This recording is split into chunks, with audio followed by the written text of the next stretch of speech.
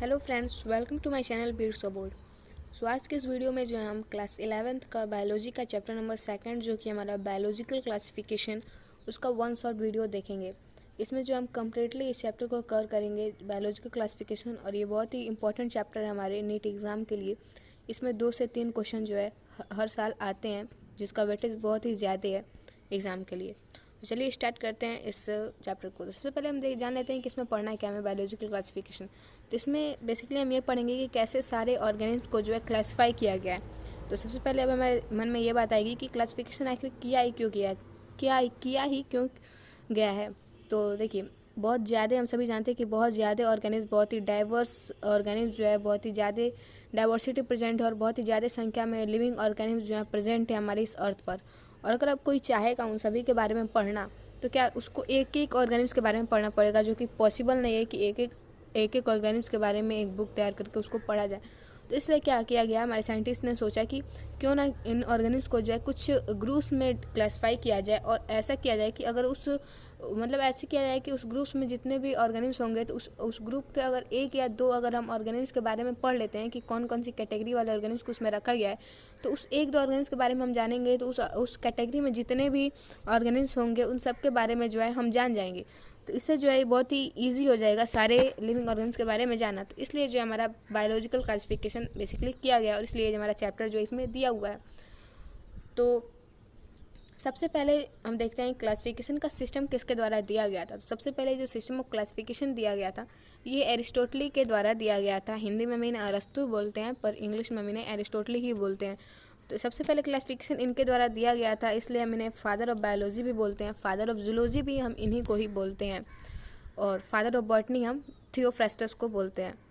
तो इन्होंने क्या किया था, प्लांट्स को हर्ब्स और श्रब्स में और ट्रीज़ में जो है क्लासिफाई किया था। प्लांट्स को और एनिमल्स को इन्होंने जो है presence of red blood cells और absence of red blood cells 2 categories में क्लासिफाई किया था। मतलब ऐसे ऑर्गेनिज्म जिसमें रेड ब्लड है वो उसको एक अलग कैटेगरी में रख दिया, ऐसे ऑर्गेनिज्म जिनको रेड ब्लड जिसमें नहीं है उनको अलग कैटेगरी में रख दिया है। जैसे कि अगर जैसे कि रूमिनेंट्स की बात करें, जैसे कि काऊ डॉग हो गया, तो उनमें जो है ब्लड है, रेड ब्लड है, तो उनको अलग रख दिया। और मान लीजिए हमारे मोलस्कास जो हैं या आर्थ्रोपोडा के कुछ हो गए हैं, तो उनमें रेड ब्लड नहीं होता है, तो उनको जो अलग कैटेगरी में रख दिया। वैसे उस टाइम ये मोलस्का और आर्थ्रोपोडा कुछ नहीं पता था, वो आगे जो है हम उसके बारे में हमने जाना। तो ये इन्होंने लीनियस ने क्लासिफिकेशन दिया था प्लांट्स का हर्ब्स, श्रब्स और ट्रीज में, और एनिमल्स का जो है with red blood cell and without red blood cell में।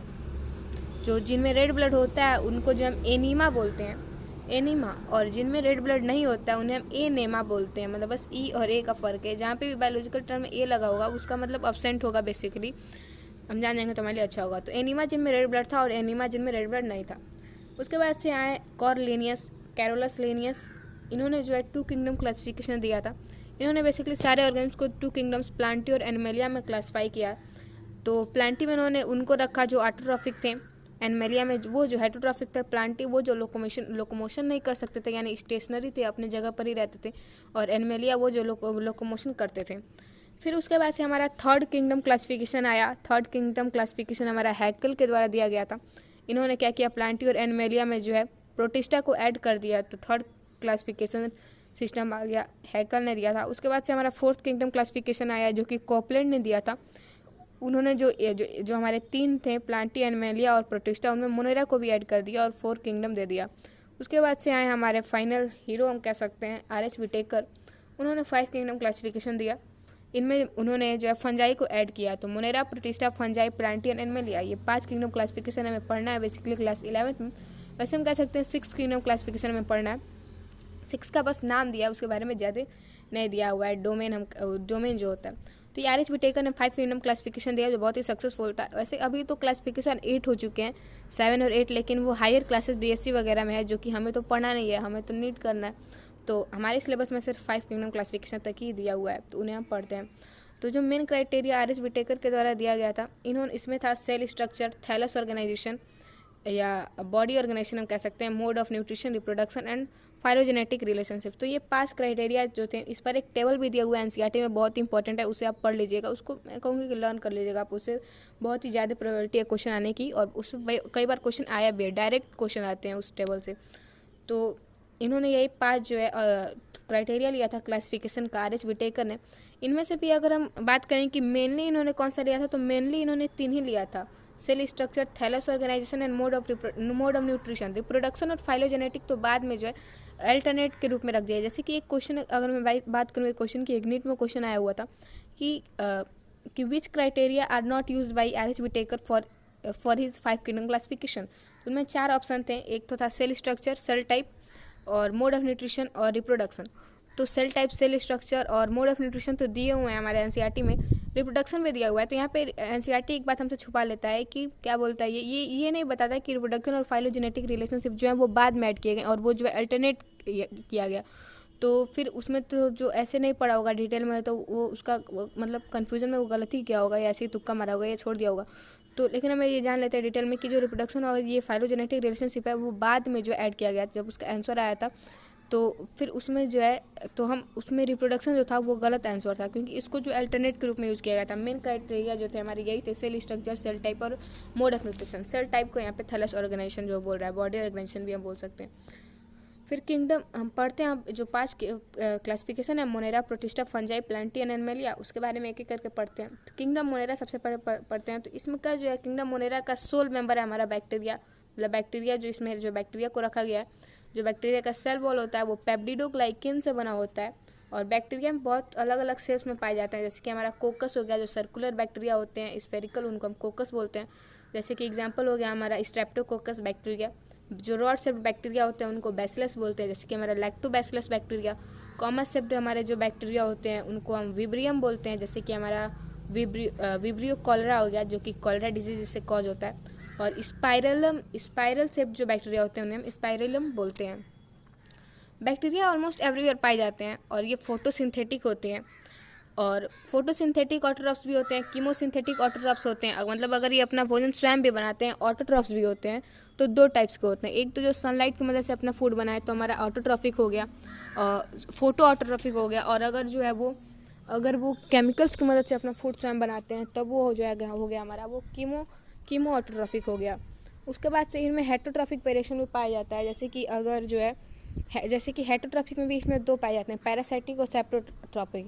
तो इतना ज़्यादा डाइवर्सिटी जो है वो मोड ऑफ न्यूट्रिशन में मोनेरा में ही पाई जाती है। इसका एग्जांपल मेनली हम कहें तो इसमें आर्की बैक्टीरिया के बारे में हम पढ़ते हैं, Archie bacteria and you bacteria. Archie bacteria हमारा बहुत ही पुराना हम कह सकते हैं, ये ओल्डेस्ट लिविंग फॉसिल हम इसको कहते हैं आर्की बैक्टीरिया को। सबसे बहुत ही पुराना ये लिविंग सेल है हम कह सकते हैं। तो आर्की बैक्टीरिया के मेनली जो 4 टाइप्स होते हैं, जैसे कि हमारा हो गया हेलोफाइल्स, थर्मोएसिडोफिल्स, मेथानोजेंट्स एंड फोटोसिंथेटिक ऑटोट्रॉफ्स। जैसे कि यहाँ पे हेलोफाइल्स क्या होते हैं, ये साल्ट लविंग होते हैं, यानी साल्टी एरियाज में रहने वाले जो बैक्टीरिया होते हैं उनको हम हेलोफाइल्स बोलते हैं। सी डेप्थ में, समुद्र की गहराई में रहना पसंद करते हैं साल्टी एरियाज में। थर्मोएसिडोफिल्स वो होते हैं जो कि इन हॉट स्प्रिंग, यानी बहुत ही ज़्यादा टेम्परेचर जहाँ पे होता है उस कंडीशन में ये रहना, इनको मतलब वहाँ पर जो है ये भी वहाँ पर भी सर्वाइव कर लेते हैं। जैसे कि जहाँ पर वोल्केनिक एरप्शंस वगैरह होते हैं वहाँ पर थर्मोएसिडोफिल जो है ग्रो करते हैं। फिर मेथानोजेंस हमारे ये मार्सी एरियाज़ में रहते हैं, रूमिनेंट एनिमल्स के गट में भी रहते हैं, यानी उनके एलिमेंट्री कैनल में। रूमिनेंट एनिमल्स हम बोले तो जुगाली करने वाले जानवर, जैसे कि गाय भैंस हो गया हमारे, जिनका जो स्टमक होता है 4 चैम्बर्स में क्लासिफाइड होता है। 4 चैम्बर, जैसे कि हमारा रूमेन, रेटिकुलम, ओमेशम एंड ओबेमैसम। तो ये 4 जिनका जो है स्टमक जो है 4 पार्ट्स में जो क्लासिफाई करता है। जैसे कि अगर आपसे पूछे कि गाय वैसे जुगाली क्यों करती हैं, तो हम ऐसे नॉर्मल लैंग्वेज में कहते हैं कि उनका 4 पेट होता है। 4 पेट नहीं होता है, एक ही पेट में 4 चैम्बर होते हैं। तो वो क्या करता है, उसमें प्रोसेस क्या होता है, वो खाना खाता है ना, खाना खाएगा, उसको खाने को इंटेक करेगा, उसके पेट में जाएगा। एक बार वो खा लिया उसके बाद से फिर उसमें उसकी ऐसा हम पावर कह सकते हैं, फिर से ये पेट में से जो फूड है वो दोबारा उसके माउथ में आता है, फिर उसको चबाता है, फिर इनगल्फ करता है तो वो रेटिकुलम में जाता है। फिर रेटिकुलम से दोबारा मुंह में आता है, फिर चबाता है तो ओमेसम में जाएगा, फिर ओमेसम से दोबारा मुंह में आएगा, फिर चबाएगा, फिर ओमेसम में जाएगा, फिर जाके फाइनली जो है वो डाइजेस्ट हो जाता है। तो इस तरह से, तो इसलिए जो है दिन भर वो जुगाली करते रहते हैं रूमिनेंट एनिमल्स। तो उनके गट में मेथानोजेंस पाए जाते हैं, गट में भी पाए जाते हैं। फोटोसिंथेटिक ऑटोट्रॉफ की हम बात करें इसमें तो साइनोबैक्टीरिया जो है हमारे वो फोटोसिंथेटिक ऑटोट्रॉफ होते हैं। इनको हम ब्लू ग्रीन एल्गी भी बोलते हैं। कुछ इसके एग्जांपल हो गए, जैसे कि एनाबीना और नोस्टोक हो गया हमारा, वो उसमें जो स्पेशलाइज्ड सेल होता है, जैसे कि हेट्रोसिस्ट हो गया हमारा, नाइट्रोजन फिक्सेशन के लिए हेट्रोसिस्ट उनमें होता है। और एल्गी ब्लूम जो होता है ये भी बैक्टीरिया का इसमें टाइप है, जो कि एल्गी ब्लूम उन्हीं के द्वारा होता है। एल्गी ब्लूम होता क्या है, तो पॉल्यूटेड वाटर के सरफेस पर ब्लू ग्रीन एल्गी बहुत ही ज़्यादा जब ग्रोथ कर लेता है, बहुत ही ज़्यादा मल्टीप्लिकेशन में होता है, तो एक पूरा सरफेस जो है वो ब्लूइश ग्रीनिश टाइप का दिखने रहता है। तो बेसिकली हमारा ब्लू ग्रीन एल्गी ही होता है जो बहुत ही ज़्यादा डेवलपमेंट कर लेता है।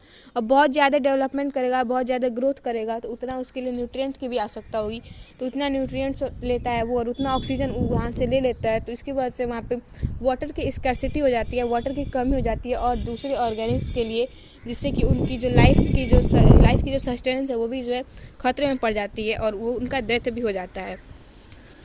फिर आगे हम देखते हैं कीमोसिंथेटिक ऑटोट्रॉप्स। तो कीमोसिंथेटिक ऑटोट्रॉप्स होते हैं ये जो है बहुत जो वेरियस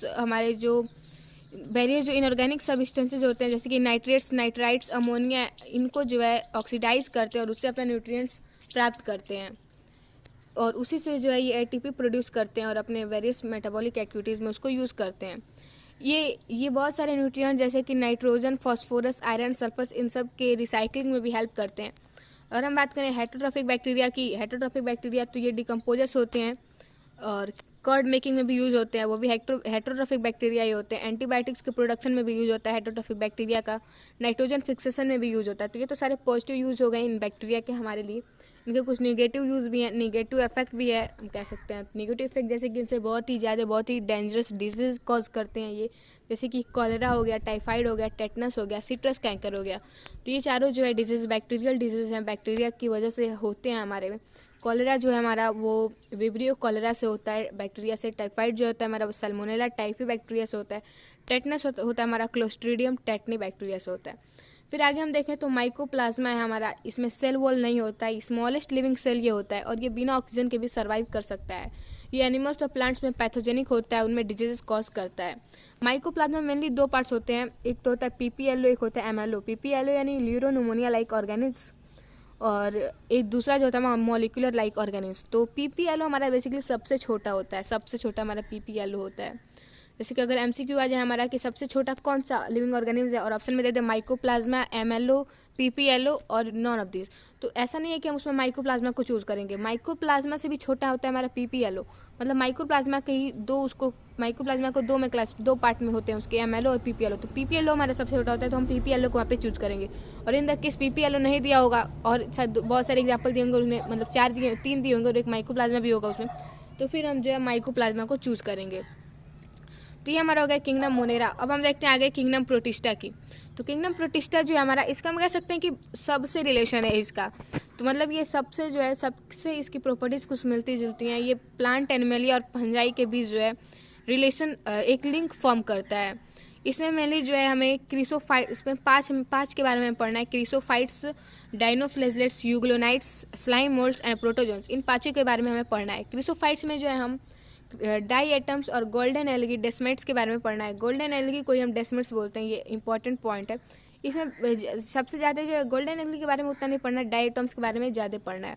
तो जो क्रिसोफाइट्स होते हैं ये फ्रेश वाटर और मैरीन में रहते हैं, मैरीन एरियाज में रहते हैं। ये फोटोसिंथेटिक होते हैं, माइक्रोस्कोपिक प्लैंकटन होते हैं। अब दो टर्म होते हैं, प्लैंकटन एंड न्यूक्टन। तो प्लैंकटन क्या होता है, तो ऐसे ऑर्गेनिज्म जो कि पैसिवली वाटर के द्वारा उनका मूवमेंट होता है, यानी वाटर की फ्लो उन्हें बहा कर ले जाती है एक जगह से दूसरी जगह पे, उसे हम प्लैंकटन बोलते हैं। तो जो हमारे क्रिसोफाइट्स होते हैं वो प्लैंकटन होते हैं।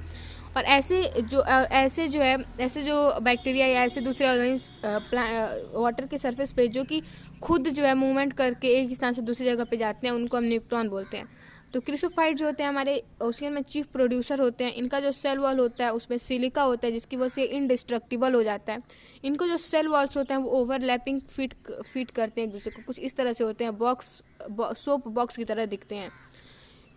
ये जो क्रिसोफाइट्स हैं इनके एक्यूमुलेशन से जो है डाइएटोमिसियस अर्थ का फॉर्मेशन करते हैं और ये इतनी जल्दी इसका फॉर्मेशन नहीं होता है, मिलियन ऑफ ईयर्स लग के जो है डाइएटोमिसियस अर्थ का फॉर्मेशन होता है। इसको जो है इंडस्ट्रीज़ में पॉलिशिंग के लिए भी यूज़ किया जाता है और ऑयल एंड सिरप फिल्ट्रेशन में भी इसे यूज़ किया जाता है।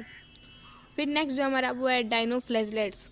तो डाइनोफ्लेजलेट्स हमारे मैरीन एरियाज़ में रहते हैं। ये फोटोसिंथेटिक सेल होते हैं और इनमें स्टिफ सेल्यूलोज प्लेट्स होते हैं। इनमें दो फ्लैजेला होते हैं, एक लॉन्गिट्यूडनल होता है और दूसरा जो है ट्रांसवर्स होता है, जो कि फ्यूरो प्लेट्स के बिटवीन प्रेजेंट होता है। जैसे कि अगर हम डायग्राम बना के देखें तो अगर हम देखें, ये अगर हमारा डायनोफ्लैजलेट्स है तो इनमें फ्यूरोप्लेट्स के बिटवीन बोल रहा है, यानी ये हमारे फ्यूरोप्लेटलेट्स हो गए।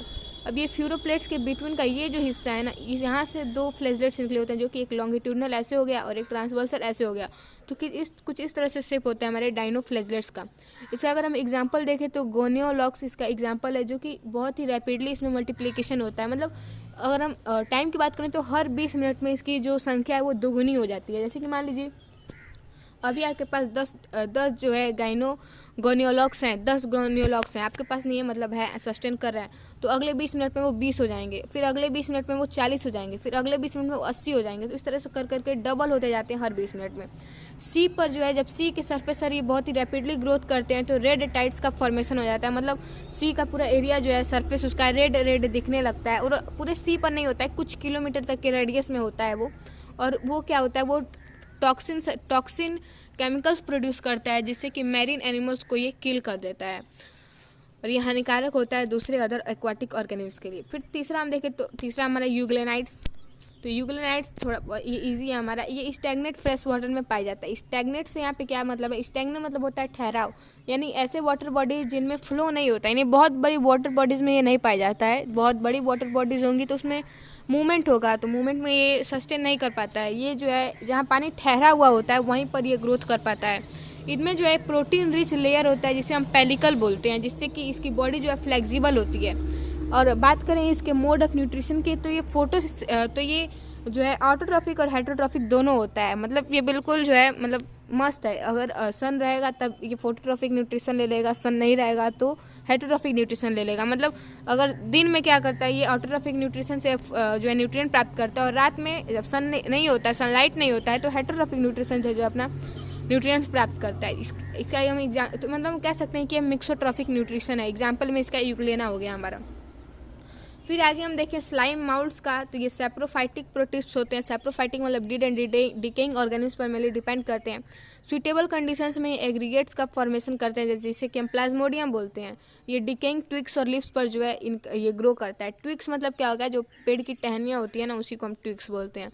और जब इन्हें अनफेवरेबल कंडीशन मिलता है तो यही जो प्लाज्मोडियम होता है उनमें डिफ्रेंशिएशन होता है, और ये जो है फ्रूटिंग बॉडीज़ को फॉर्म करता है, और उस पर जो है उनके टिप्स पर, उन फ्रूटिंग बॉडीज़ के टिप्स पर जो है स्पोर्स का भी फॉर्मेशन होता है। स्पोर्स में ट्रू वॉल्स होते हैं, जो कि बहुत ही रेजिस्टेंस होते हैं, एक्सट्रीमली रेजिस्टेंस होते हैं, जिससे कि ये कई सालों तक जो है बहुत ही जो है एडवर्स कंडीशन में भी ये लाइफ को अपने सस्टेन कर सकता है, जीवित रह सकता है। एयर करंट से इसको डिस्पर्स किया जा सकता है, यानी इसका स्कैटरिंग हो सकता है। फिर आगे हम देखें प्रोटोजोन्स की, तो ये भी हेटेरोट्रॉप्स होते हैं, और ये पैरासाइट की तरह लीव करते हैं, यानी दूसरे ऑर्गेनिम्स को अपना होस्ट बनाकर उसी से अपना न्यूट्रिएंट लेते हैं, और इस तरह से ये अपनी लाइफ को सस्टेन करते हैं। इनमें 4 मेजर ग्रुप्स होते हैं, amoeboid, flagellated, ciliated and sporozoans. तो अमीबॉइड जो होते हैं वो अपने प्रे को जो यानी अपने शिकार को जो है ये सूडोपोडिया की मदद से कैच करते हैं, जैसे कि एग्जाम्पल में हो गया हमारा अमीबा। उसके बाद से हम इंटा देखें तो इंटा अमीबा जो है हमारा वो पैरासाइट है। इंटा अमीबा ये भी अमीबा की तरह ही कुछ होता है। फिर आगे जो हमारा फ्लैजिलेटेड प्रोटोजोन्स हो गया, तो इनमें एक या एक से अधिक फ्लैजिला होता है, और इसकी वजह से जो है इसका अगर एग्जांपल देखें तो ट्रिपैनोसोमा इसका एक एग्जांपल होता है, जिससे कि अफ्रीकन स्लीपिंग सिकनेस एक डिजीज होती है, जैसे कि फैटिग महसूस करता है पेशेंट, फैटिग होता है उसमें, स्लीपिंग उसमें मतलब बहुत उसको नींद आती है, और वीकनेस, टायर्डनेस, ये सारे उसके जो है सिम्टम्स होते हैं। तो ये ट्रिपैनोसोमा से होते हैं, जिसको हम स्लीपिंग सिकनेस या अफ्रीकन स्लीपिंग सिकनेस भी बोलते हैं। फिर हम बात करें सिलिएटेड प्रोटोजोन्स की, तो इनमें सीलिया होता है, और उस सीलिया की मदद से ये फूड को लेते हैं और अपने गुलेट में यानी अपने पेट में या मुंह में हम कह सकते हैं ले लेते हैं उसको, और उसी सीलिया की मदद से ये लोकोमोशन भी करते हैं। जैसे कि हमारा पैरामीशियम हो गया, हमारा पैरामीशियम को हम स्लीपर एनिमलक्यूल्स भी बोलते हैं। इंपॉर्टेंट एमसीक्यू में आया हुआ है, पैरामीशियम को किस ऑर्गेनिज्म को स्लीपर एनिमलक्यूल्स बोलते हैं। तो स्लीपर एनिमलक्यूल्स, स्लीपर यानी चप्पल, इसको इसलिए बोलते हैं क्योंकि पैरामीशियम का शेप जो है वो कुछ चप्पल की तरह होता है, इसलिए हम इसको स्लीपर एनिमलक्यूल्स बोलते हैं। और इसी पर जो बाहर जो है ऐसे सीलिया प्रेजेंट होते हैं बहुत ही ज़्यादा डेंस क्वांटिटी में। उसके बाद से स्पोरोजोन्स हम बात करें तो ये स्पोरोजोन्स ये बहुत ही इन्फेक्टिव स्पोर होते हैं, और इसका एग्जांपल देखें तो प्लाज्मोडिया जो है हमारा स्पोरोजोन्स में आता है, जो कि हमारे में मलेरिया डिजीज़ कॉज करता है। वही मलेरिया डिजीज़ जो हमारे में फीमेल एनाफिलिस मॉस्क्यूटो के द्वारा हमारे में मलेरिया डिजीज़ होता है। उसके बाद से हम देखें तो ये तो मतलब प्रोटिस्टा भी हमारा इतना ही है, ये हो गया। उसके बाद से नेक्स्ट जो हमारा किंगडम फंजाई है, तो किंगडम फंजाई, फंजाई जो हमारा ये हेटेरोट्रॉफिक ऑर्गेनिम्स होते हैं, ये नॉन क्लोरोफाइलस हाइफी प्रेजेंट होता है इसमें, जो इनमें हाइफी का नेटवर्क होता है उसे हम माइसीलियम बोलते हैं। हाइफी के नेटवर्क को क्या बोलते हैं, तो माइसीलियम बोलते हैं। इंपॉर्टेंट एमसीक्यू है हमारा ये। इनका जो फंजाई का जो सेल वॉल होता है वो चिटिन पॉलीसेकेराइड से बना होता है। सेप्रोफाइटिक और पैरासाइटिक होते हैं ये, यानी मतलब या तो डेड एंड डिकेइंग ऑर्गेनिज से अपने न्यूट्रिएंट्स प्राप्त करेंगे या किसी दूसरे ऑर्गेनिज की बॉडी को जो है होस्ट बनाकर उससे जो है न्यूट्रिएंट्स प्राप्त करेंगे। ये सिम्बायोटिक की तरह भी एक्ट करते हैं, जैसे कि लिचेन हमारा जो बहुत ही फेमस सिम्बायोटिक एजेंट है हमारा।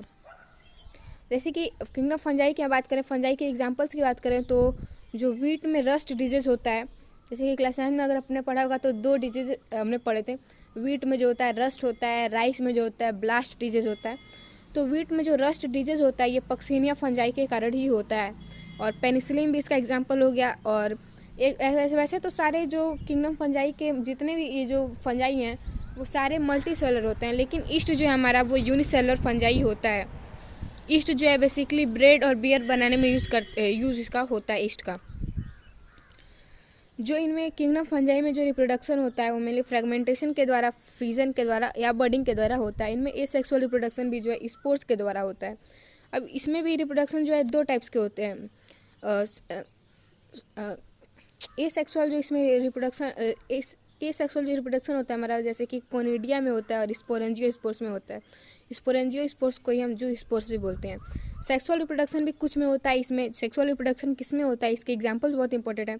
तो ओ स्पोर्स में, एस्को स्पोर्स में एंड बेसिडियो स्पोर्स में जो है हमारा सेक्सुअल रिप्रोडक्शन होता है, जिसमें कि वो फ्रूटिंग बॉडीज़ को प्रोड्यूस करते हैं।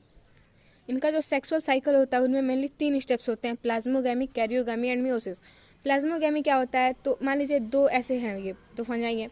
तो सबसे पहले इनका जो प्रोटोप्लाज्म या साइटोप्लाज्म कर सकते हैं वो फ्यूज़ करेगा, वो जो है मतलब वो जो है जब खुल जाएगा तो उनमें जो है स्प्लिटिंग होगी और वो फ्यूज़ करेंगे, तो वो जो है हमारा उस प्रोसेस को हम प्लाज्मोगैमी बोलते हैं। और फिर उसके बाद से प्रोटोप्लाज्म के बाद जब उनका न्यूक्लियस कंबाइन होता है, न्यूक्लियस फ्यूज करता है, तो उसे हम कैरियोगैमी बोलते हैं। कैरियोगैमी देखिए, जो कैरी है हमारा उसी का मतलब होता है न्यूक्लियस और गैमी मतलब होता है फ्यूज़न। तो न्यूक्लियस के फ्यूज़न को हम कैरियोगैमी बोलते हैं। उसके बाद से last step, third and last step जो होता है हमारा मियोसिस होता है, जिससे कि जब कम्प्लीटली ये फ्यूज़ कर जाते हैं तो फिर जाइगोट का फॉर्मेशन होता है, जिससे कि हैप्लाइड स्पोर्स फाइनली बन जाते हैं। फंजाई के क्लासेस की बात करें तो फंजाई के क्लासेस में हमें पढ़ना है फाइकोमाइसिटिस तो फाइकोमाइसिटिस पढ़ना है, एस्कोमाइसिटिस, बेसिडियोमाइसिटिस की सब पढ़ना है।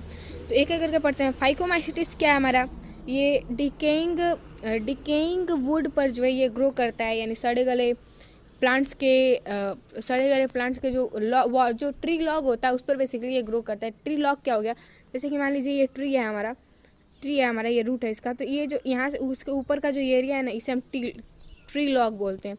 तो वो जब सड़ने लगता है तो उस पर जो है ये ग्रो करता है। ये प्लांट्स में पैरासाइट की तरह भी ग्रो करता है, यानी उनके बॉडी पर रह के उनसे ही न्यूट्रिएंट लेता है। माइसीलियम एसेप्टेट एंड कोइनोसाइटी, इनका जो माइसीलियम एसेप्टेट होते हैं इनमें, और ये कोनोसाइटी होते हैं, ये जो स्पोर्स प्रोड्यूस करते हैं वो इंडोजेनसली प्रोड्यूस करते हैं, जैसे कि स्पोरेंजियम हो गया हमारा। अब इंडोजेनसली और एक्सोजेनसली दो यहाँ पे इंपॉर्टेंट टर्म्स होते हैं। जैसे कि अगर रिप्रोडक्शन ये ऐसे करते हैं, जैसे कि मान लीजिए हमारा ये फंजाई है, जैसे कि ये हमारा मान लीजिए अब, तो ये अगर स्पोर्स प्रोड्यूस करेगा, अगर ये 2 केस हो सकते हैं, एक तो ऐसे स्पोर्स प्रोड्यूस करे, अंदर स्पोर्स प्रोड्यूस करे, दूसरा केस ऐसे होगा कि ये बाहर ऐसे स्पोर्स प्रोड्यूस करे। तो जब बाहर प्रोड्यूस कर रहा है तो आई थिंक आपको पता चल गया होगा, अंदर स्पोर्स प्रोड्यूस करेगा तो उसको हम इंडोजेनसली बोलेंगे, और बाहर प्रोड्यूस करेगा तो एक्सोजेनसली बोलेंगे। मेनली जो हमारा स्पोरेंजियो स्पोर होता है उनमें ऐसे होता है, इंडोजेनसली होता है, और जो कोनिडिया होता है हमारा उसमें एक्सोजेनसली होता है। फिर इस यहाँ पे एग्जांपल दिए हुए हैं कि जू स्पोर या उसी को हम एप्लेनो स्पोर्स भी बोलते हैं, तो इनमें जो एसेक्सुअल रिप्रोडक्शन होता है, जबकि और इनमें जो है एसेक्सुअल रिप्रोडक्शन होता है। Asexual reproduction by zoospore और aplanospore. Zygospores are found by fusion of gametes, जबकि जाइगो स्पोर जो होता है हमारा, इसमें फ्यूजन गैमेट्स का फ्यूजन से जो इनमें रिप्रोडक्शन होता है। जैसे कि अगर हम फाइकोमाइसिटिस के एग्जांपल की बात करें, बहुत ही इंपॉर्टेंट है फाइकोमाइसिटिस का एग्जांपल, तो राइजोपस, एल्ब्यूगो एंड म्यूकर, ये 3 जो होते हैं एग्जांपल से फाइकोमाइसिटिस का। अगर हम इसके ट्रिक की बात करें तो राम से हम इसको याद कर सकते हैं, राम फाइकोमाइसिटिस का एग्जाम्पल यानी राम। आर से हमारा राइजोपस, ए से एल्ब्यूगो एंड एम से म्यूकर। फिर आगे हम बात करें तो एस्कोमाइसिटिस है हमारा। एस्कोमाइसिटिस ये जो हमारा सैक फंजाई होता है ये सैक मतलब होता है थैला। तो ये जो है सेप्रोफाइटिक होते हैं, डिकम्पोजर्स हैं ये, और पैरासाइटिक होते हैं, और कैप्रोफाइलस हैं यानी डंग लवर हैं, यानी इनको जो है गोबर प्रेमी हम कह सकते हैं। ये डंग पर जो है मेनली ग्रो करते हैं। ये इनका जो माइसीलियम होता है वो ब्रांच्ड और सेप्टेट होता है। ये एसेक्सुअल स्पोर्स प्रोड्यूस करते हैं, जिसे कि हम कोनिडिया बोलते हैं।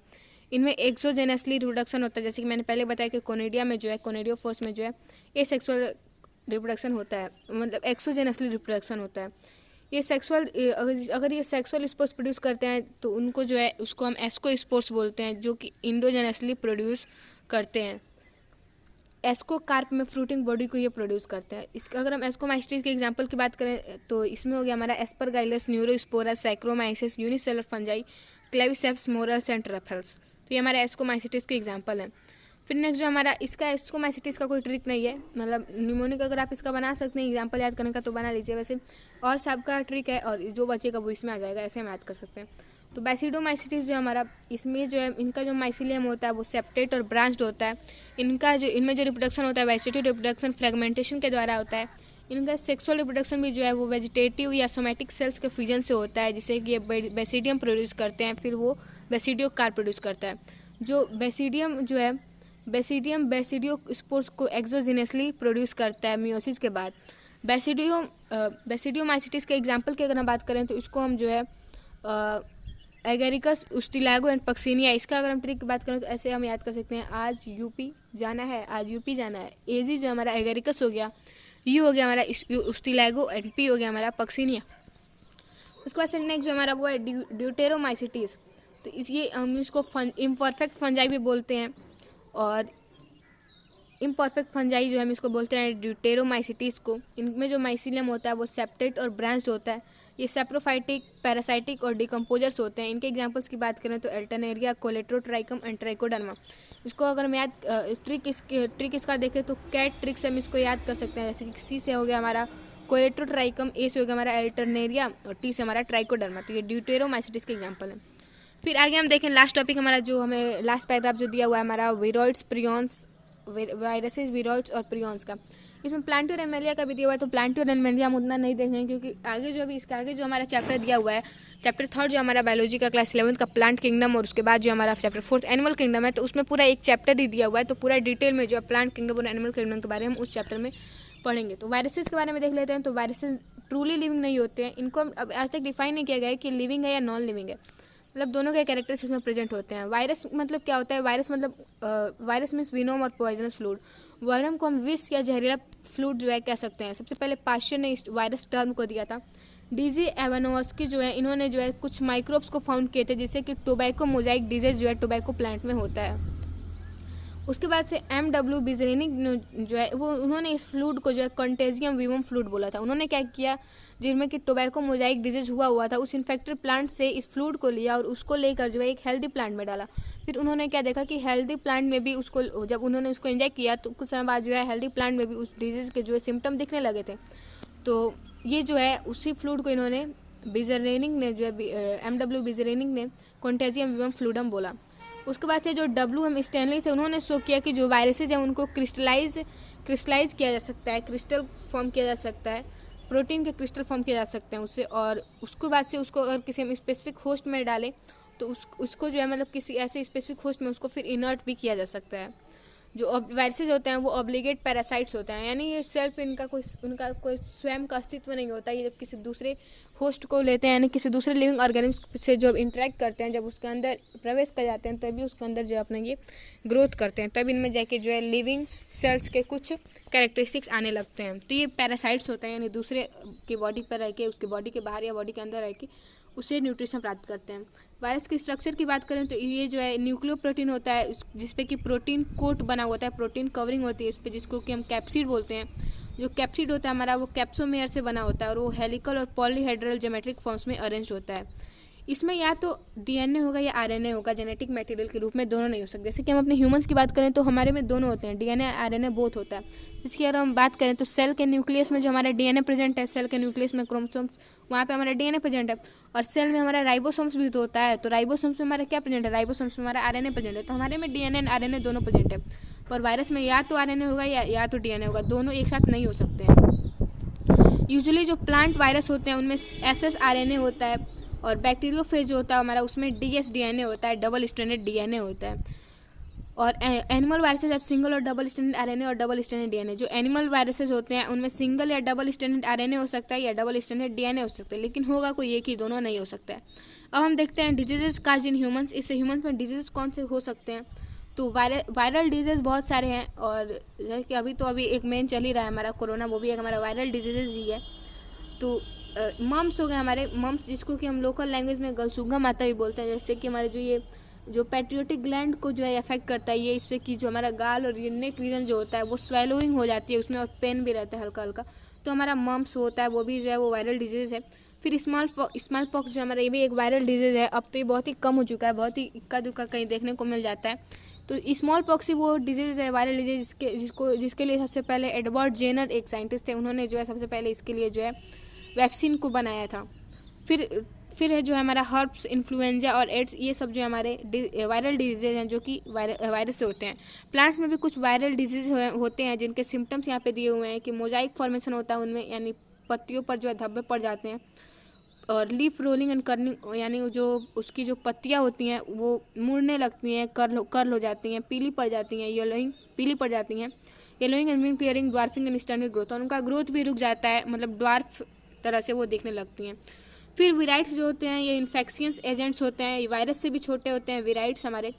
इनमें फ्री RNA होता है जो कि प्रोटीन कोड जिस पे कि नहीं होता है।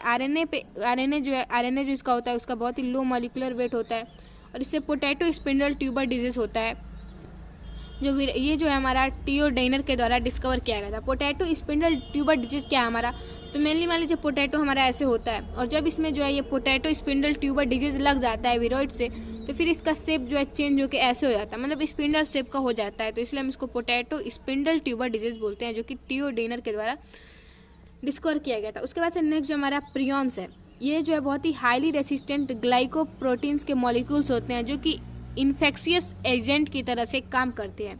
उसके बाद से नेक्स्ट एंड लास्ट जो हमारा वो है लिचेंस।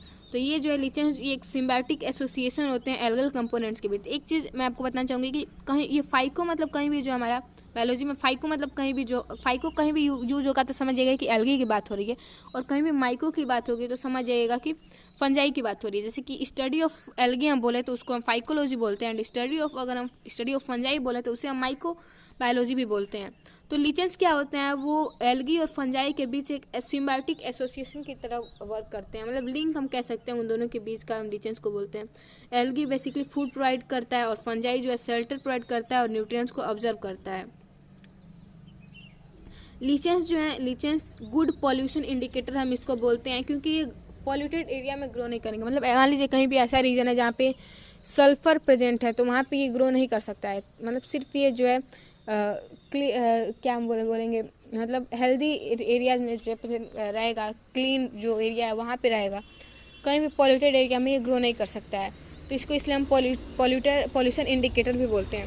तो यहाँ पर ही हमारा जो है चैप्टर खत्म हो चुका है, बायोलॉजिकल क्लासिफिकेशन। इसको जो हमने जो है लगभग आधे घंटे में इसको कंप्लीट कर लिया है। तो आई होप ये वीडियो जो है आपके लिए हेल्पफुल रहा होगा। So thank you for watching the video. Still bye bye, take care, stay safe, keep learning and keep watching my channel beats about. Thank you.